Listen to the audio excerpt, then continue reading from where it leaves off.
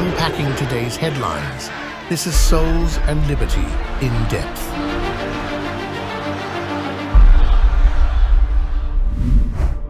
Hello, everyone, and welcome to In Depth, a production of Souls and Liberty. 89 days to go, and the air war is fully engaged. Trump was on a social media site with a young influencer a couple days back and garnered 500,000 live concurrent views and topped 100 million total views. The young guy's name is Aiden Ross. He's 23, and he's got monster numbers on social media. More than 13 million followers across YouTube, Kick, and Twitch, with his videos having 1.5 billion, that's with a B, billion views. Here to talk today about this and the larger issue of social media's potential impact on the election are Jim Ellis of Ellis Insights, longtime political expert, and Arthur Claro from Toronto, both Souls and Liberties contributors. I'm your host, Gary Michael Vorse, coming to you from Houston. Good morning, gentlemen.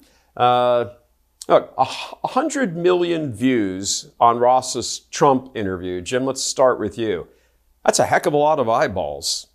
That's a lot more than you would get on broadcast media, isn't it? So, but Trump has to continue to do that with the with the censorship that he will be facing here from the corporate media, and particularly Meta and everybody online trying to shut down conservative speech. So they're continuing to do that.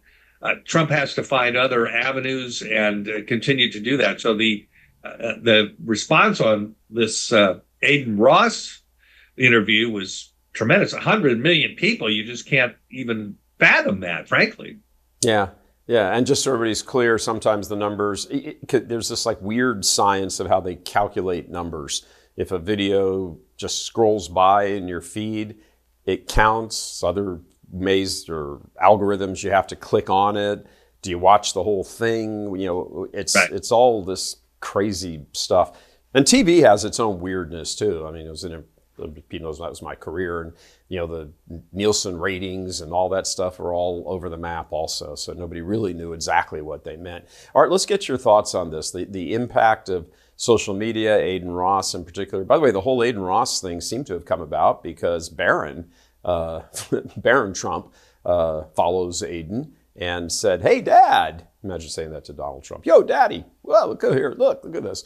And that's sort of how everything got moving along. But your thoughts here on the whole import of social media?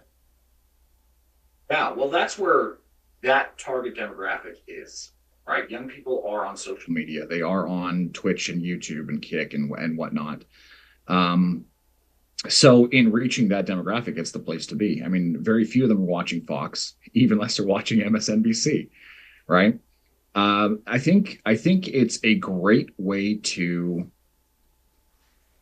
kind of sidestep a lot of the gatekeepers, as Jim was saying.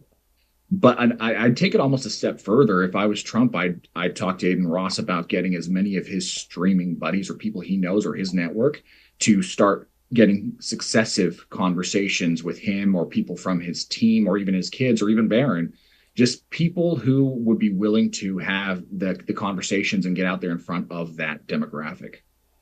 Yeah, Jim, do you think there is they're certainly eyeball popping numbers. It's all kinds of excitement and all that sort of thing. That said, that demographic, which to Art's point, that's where they live, that demographic, what do they do? I mean, they concentrate on like video games. I mean, that's how Aiden Ross, he started playing, one of the video games with LeBron James, and it was like, ooh, and it's cool. And so, does that have I agree. Trump should be all over the place all the time with that. But if it's only just giving the impression of, hey, I'm hanging with cool kids and I'm cool and they all think I'm cool and all of that, but it never gets down to substance of your guy's future is threatened. And if you think you're going to be allowed, if Harris wins, to keep up this kind of stuff, you're going to be censored, your futures are going to suck. If those kinds of conversations don't happen and aren't received, this is all just a bunch of high gloss. Well, I think they probably are having those conversations, and the interview, I'm sure, did address future of young people, because Trump is very savvy when it comes to understanding who is listening to him or seeing him at these rallies, when he does interviews, and he does hit the right group think, if you will, or the talking points that apply to that particular group. So I'm sure he's got an 18-year-old son. Yes, exactly. So he has good advice. He has a good consultant on that regard. Sure, he does. Of course he does. That's who set this up. Right. But with social media too, you can target your audience so well, as you know, Gary. And it has got to be a huge tool for Trump, and he's got to get beyond the censorship walls that he faces, that of course Harris doesn't. Correct. Yeah. I mean, he has to fight two campaigns, two-front war. Yes. She's got one. Just before we continue here, I just want to remind you, if you're listening to this right now and you like these kinds of discussions like we have here every day on In Depth, please, we'd encourage you to click on that little button below and sign up, be a monthly supporter.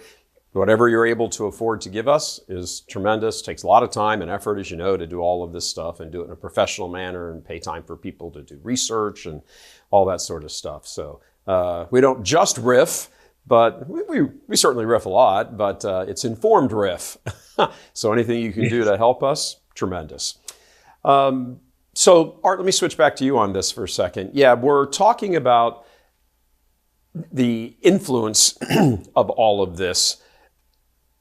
Is there the concern on the left? Look, they're always going on about all these guys have to be canceled, the whole bit. Let's just run through a quick list of things. Members of the British Parliament have come out publicly and said Elon Musk needs to be arrested. Arrested because of what he's allowing to happen on his platform, on X. Dunkin' Donuts has come out and said just a couple days ago that advertisers need to walk away from X and Rumble and all of these other places. So they clearly feel the heat, or the question is, are they just being very abundance of caution, or is there an actual threat to them that they're trying to respond to? What do you think? Well, I think this is why throughout history, the established powers have not liked free speech, because it always opens the door for something that opposes you to potentially gain steam and to grow into something you can no longer control. I think a huge concern for this particular group is young people. Because, I mean, if you can reach someone who's 18, 19, 20 at that age with a certain message, I mean, this is a lifetime voter, potentially. So you might be losing dozens of elections based on that group, right? So you got to nail them down early. And that's what the left does through the entire apparatus of the state, really. I mean, from school to media to just every possible avenue they can get their message through, they're pushing their messaging. And you know, no one likes competition, right? Yeah. And the minute that a little bit of competition shows, if you're the monopoly, you're going to crush it with everything you got. Yeah. I think we're seeing that. I mean, Dunkin' Donuts, right? Really? Dunkin' Donuts. Yeah, and that's what they're doing. And if you look at this, and we talk about United States and Canada being on the wrong path in terms of censorship, we're way behind where England is and some of the European countries. It's even worse over there. So this is not just a North America situation. This is worldwide, and it's a real problem. And so thankfully, with the technology that we have today, there are ways around that. And it's really going to be exemplified in this presidential race, because Trump needs further avenues to get out his message. And Harris has the luxury of having the media do it for her. Sure. Yeah, I mean, that's what we saw in 2020. Excuse me, guys. We saw in 2020 with Biden's basement campaign. Yes. Jim, talk a second about, it's just such kind of an iconic thing. Dunkin' Donuts. Are you serious? Really? Why do you give a crap? Well, where are they based, Gary? Boston. Boston. So that should give us a hint as to why they may be under pressure here to come out. it just strikes me as we move forward, not just with them, but with so many examples we see. Why do you need to comment on everything? Why do people need to inject themselves? And now, like we had some of the online people, the conservatives saying, well, and now it's time to boycott Dunkin' Donuts. And so I guess these people will never learn. I guess from the Bud Light example, the corporate America here, the DEI corporations just haven't learned. And a lot of it comes down. I had a great analysis report I read that the reason they're moved in this regard is their stock prices and the big investment houses, Blackstone in particular, that they need those investments coming from those types of organizations and investment firms are demanding that they do that. And so, of course, it's always money driven with the companies on how they're responding to these types of things. And I think this is another clear example as to why Dunkin' Donuts is needlessly getting into this argument about talking about we shouldn't be advertising on X and Rumble and so forth and so on. So it just continues down this bad path, but it's all based on centers around their corporate profit, their corporate need, the stock prices, and those institutions moving them further and further to the left, particularly on all of the DEI requirements, really, that they're putting on these companies. Yeah, it's a little shocking. It's move out of the state. Why would you want to I don't know. It seems like a giant headache to take on. Granted, they've done the calculus and said, well, we'd rather deal with the effects of the headache than lose this investor money. So, So I mean, that's it. They've analyzed the whole thing, certainly in their boardroom, and said A or B, let's go B. So people, right of center individuals, conservative Catholics all around this country, everywhere, we need to start patronizing the businesses that are favorable to our position. And unfortunately now, politics is going to be a driver in what products people buy. But that's a real problem we're seeing here, and that is one of the solutions. Yeah, that's it. Again, Bud Light being the classic example. That people need to pay attention to what right of center America, Canada, and the world thinks. Sure. Yeah.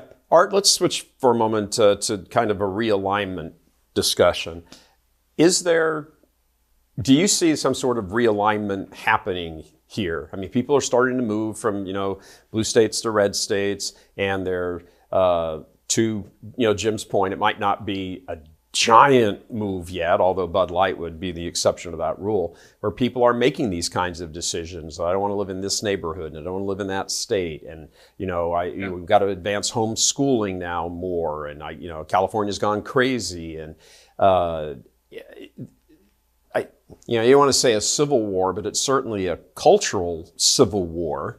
And people are choosing up sides, and you got all these young guys again on social media, just racking in billions of views collectively. Seems like there's a great tectonic shift going on. Absolutely, yeah. Well, there's a couple things to this. One is that there's a great book called Exit, Voice, and Loyalty. It's a dry read, but it really, really does a great job outlining how people react to levers and to persuasion and to behavioral modification.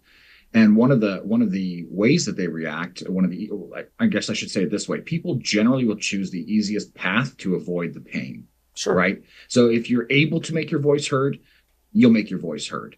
If you're able to vote your way out, you'll vote your way out. If you can't do either of those, you have really one other option, which is leave and go somewhere where you have some semblance of the life you want to have, right? What's difficult about that is it leaves the places you left even worse off, because now all the voices who would have been opposed are gone. It creates even greater divide and even greater echo chambers, right? Because now it's just one and the other. And you see this with the male spaces online and the female spaces online. These are very distinct places, not just because they're male and female, but because they're completely different politically as well. Yeah. So it's a natural reaction, especially to kind of oppressive forces that try to silence. However, it leads to even worse problems down the road. And so my suggestion for all of this to Christians, to Catholics, to conservatives is we need to start to build parallel institutions and options, like Jim was saying, but then we also need to get back involved in these organizations. Because let's take Dunkin' Donuts for example. The reason why they're pushing that messaging is partially because the people who staff those offices are probably that kind of person. They're the people who graduated these Ivy League schools, who have these very far left leanings, and so they're displaying it in their messaging. And so if we could get people into those positions who don't have those leanings or who are even neutral, that would be a great step forward and a great step towards reuniting. Sure. All of this, Jim, I think. And if I could... yeah, Jim, I was just going to say to you, go ahead, and I got a question for you. Follow up. Okay, I just want to inject something, too, just to give you an idea of the change we're seeing and relocations based on, and for a lot of reasons, for politics and certainly lifestyle and not liking the way things are going. Let's take Florida. So Senator Tim Scott is up for re-election this time. And remember, senators have 6-year terms, and these terms are very long. When he was elected in 2018, he won by only 10,000 votes statewide in Florida. And at that time, there were more registered Democrats than Republicans in the state of Florida. This is 2018. Under the latest registration report from Florida today, there are 956,000 more Republicans than Democrats. A million in more a 6-year Republicans in period. 6 years. Yeah. Wow. And Governor DeSantis says it's going to go over 1 million by the election, and he's probably right. Wow. That is a huge change. And it's just one indicator of people coming in because, well, we want to go to a free state. And so Florida is a very popular destination for right-of-center Christian conservatives and people that, want a better lifestyle than those who might live in California or where I am in the Northeast, the Washington, D.C. area, coming out of New York. You've got a lot of people transferring and moving, relocating down to Florida in particular. But other states in that region, South Carolina is another one, where the increase in population has been immense. Georgia, places where people think they will have a better lifestyle. And it's not just I'm going to interrupt you and give a shout out here. Northeast. I got to give a shout out to native Tejas here. Yes. Same thing. I mean, you hear the same thing every time. We're going to turn Texas blue, and every election cycle they fall short. Yes. Yeah, it's good stuff. I do want to come back to a second on the social media question and the importance of Elon Musk. He buys X, turns it around, allows free speech. Still seems to be a bunch of issues, I suppose. Some conservatives still complaining that things are throttled and, you can't get everything you want and some of the stuff gets canceled and all that. But it's nothing like it was, when they canceled Trump and, just people left and right, conservative voices. And then, he gave a great interview, Elon did, about a week ago.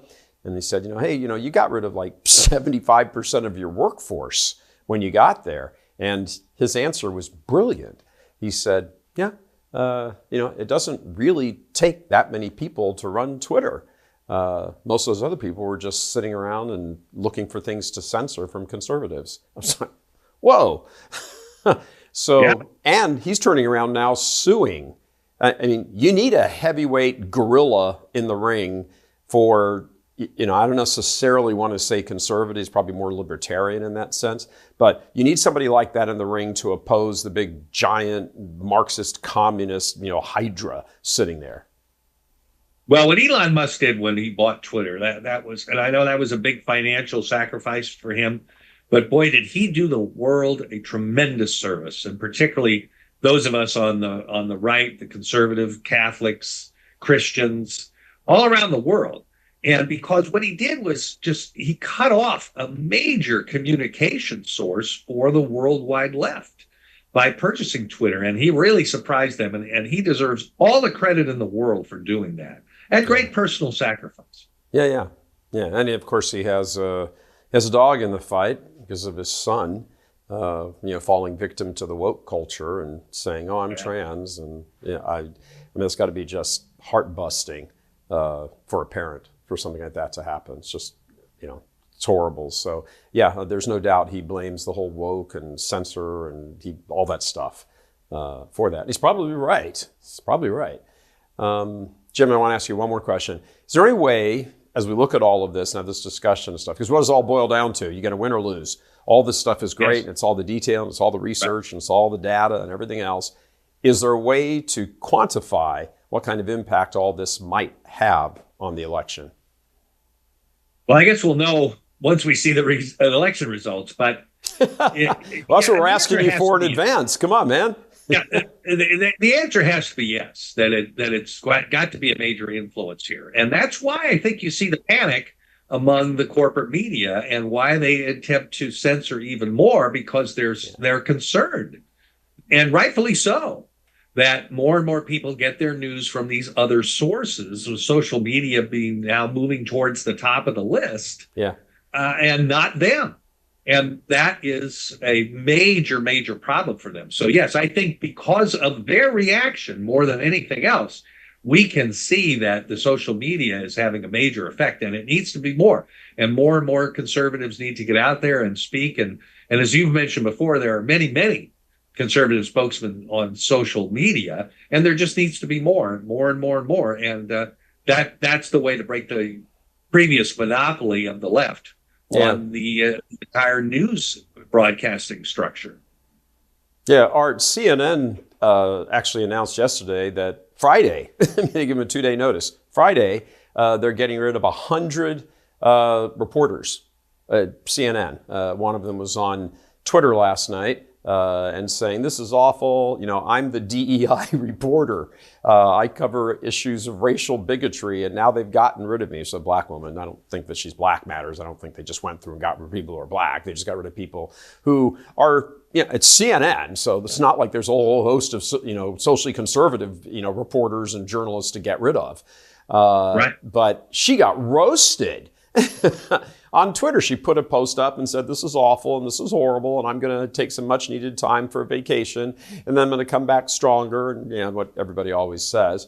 But she got roasted in the comments, like, good to see you go. Well, that's what you get. Woke, go broke, blah, blah, blah, all that. So these are really big social media numbers we're talking about here. So same question to you. How do you imagine it all translates, if it translates at all? There's something really interesting about social media and the internet culture. Definitely before it was suppressed and censored and all of that, but still to this day, there's something very human about it. It's just the expression of people, and that can be good or bad. It can be all sorts of things, right? But it is very human, and it's something that the corporate world really struggles to deal with, because the corporate world, by definition, can't really deal in human ways. I don't know how to express that properly, but they struggle with that. And this is something that corporate media has been struggling with for a long time. CNN tried their CNN Plus, and it bombed hard. Right. CNN has had terrible numbers since when Tucker Carlson was still on Fox News. Right. Like they were just getting absolutely demolished by almost everybody else.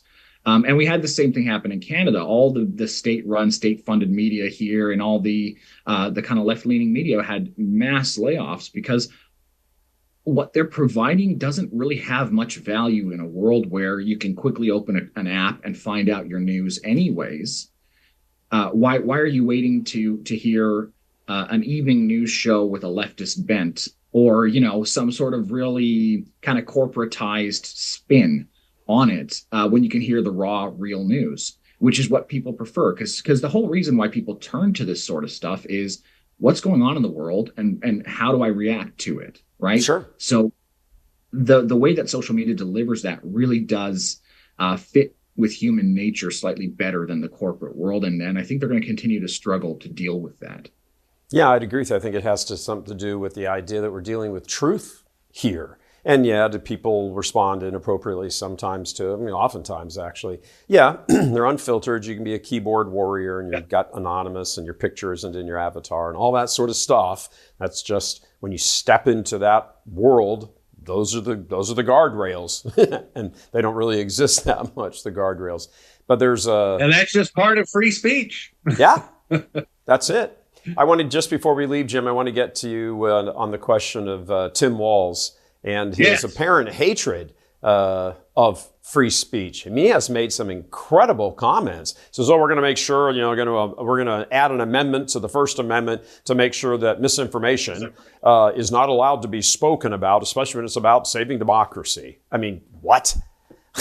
Yeah, it's he is quite an individual. I mean, some of the things he's done since he's been governor, and it's kind of surprising because when he was a member of the House, he was relatively moderate, and he certainly was moderate based upon the Democratic caucus. But he had a conservative district that he represented in southern Minnesota. Mm-hmm. Now he becomes his true self when he's representing a far left state. Right. And boy, has he come out in full color.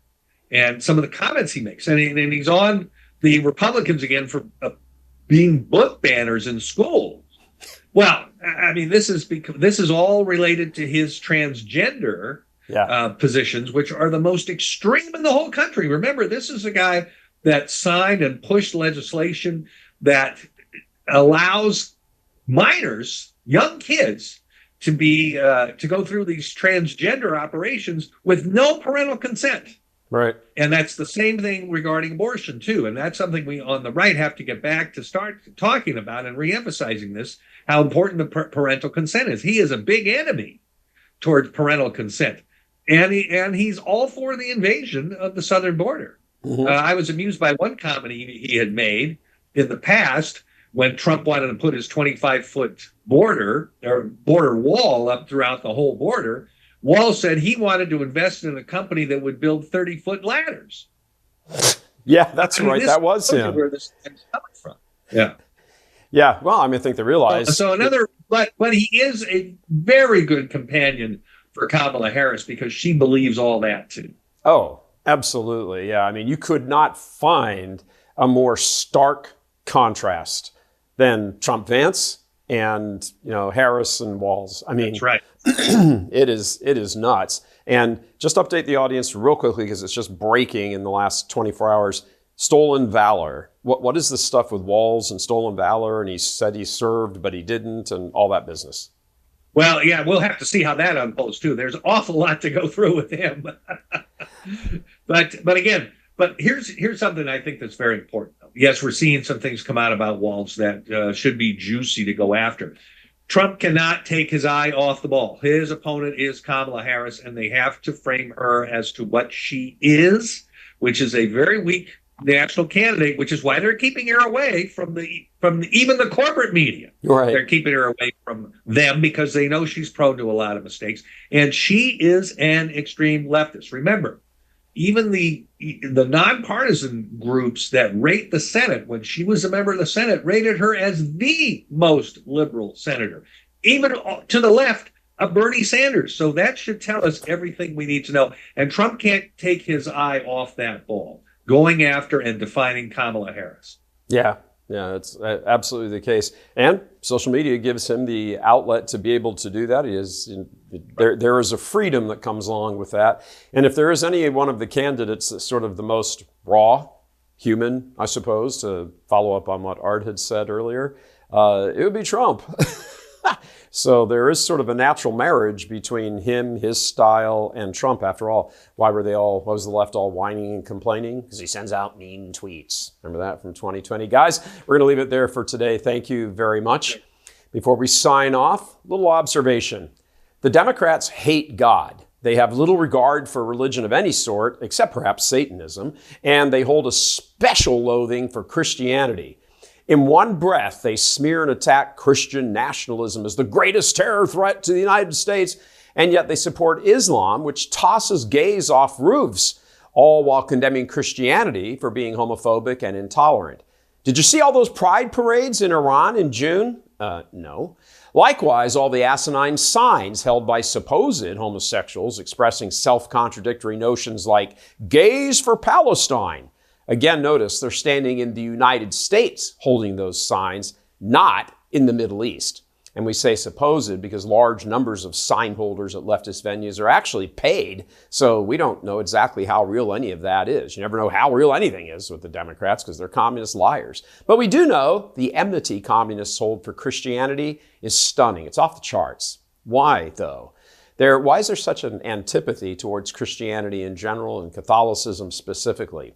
Biden attacks Catholic conservatives on the U.S. Supreme Court. The FBI spies on Catholic parishes. Merrick Garland, Attorney General, goes after Catholic pro-lifers in front of abortion chambers. Communism understands that the Catholic Church and men and women of goodwill who follow Christ as best they understand him, that all of that is the greatest threat to its existence. It's quite literally a battle between truth and lies. Every weapon the communists have is being pulled out and deployed to promote and defend that lie. And still, too many people who style themselves as followers of Christ, they're just not engaged. Well, that's got to change. Communism wants you dead. Do you understand that? It wants you dead. Communists understand the cold, hard reality of the world that you cannot leave your enemy just hanging around. Catholics, as well as other Christians, better get a grip on that truth, and they better do it soon. God love you. I'm Gary Michael Vorse.